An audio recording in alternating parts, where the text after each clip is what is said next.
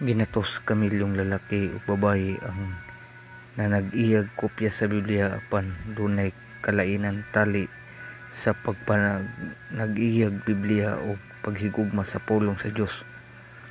Husto kaha nga ang usa ka tawo moangkon nga nahigugma sa pulong sa Dios kung talagsa ra niya kini basahon, simpre dili sa kasukwahi ang pipila ka kanhi diutay rag pagtamod sa Biblia. Nagbasa niini karon sa adlaw-adlaw, sila nakakaton sa paghigugma sa pulong sa Dios ug sama sa salmista sila namalandong na karon sa pulong sa Dios sa tibuok adlaw. Mabasa sa Salmo 119 bersikulo 97.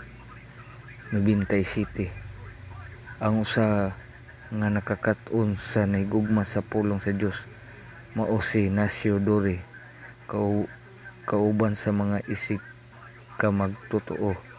Siya milahutay sa daghang dekada nga nag-alagad kang Jehova sa iyang yutang natawan sa Albania sa dakong bahin. Nianang panahona ang mga saksi ni Jehova gidili og diutay ang literatura sa Biblia. Ang nadawat niining matinumanong mga Kristohanon bisan pa niana ang pagtuo sa Brother Dore nagpabiling lig-on sa unsang paagi.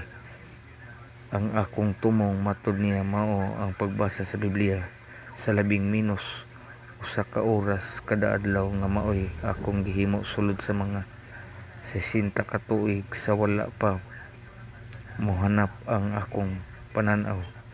Dili pa lang dugay ang tibuok Biblia mabatunan sa pinulungan sa Albania apan si Brother Dore nakakaton sa Grego sa bata pa o sa iyang nabasa ang Biblia sa maong pinulungan. Ang regular nga pagbasa sa Biblia nagpalig-on kang Brother Dore sa latas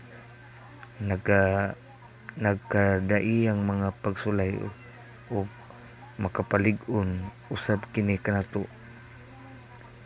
sama sa bag-o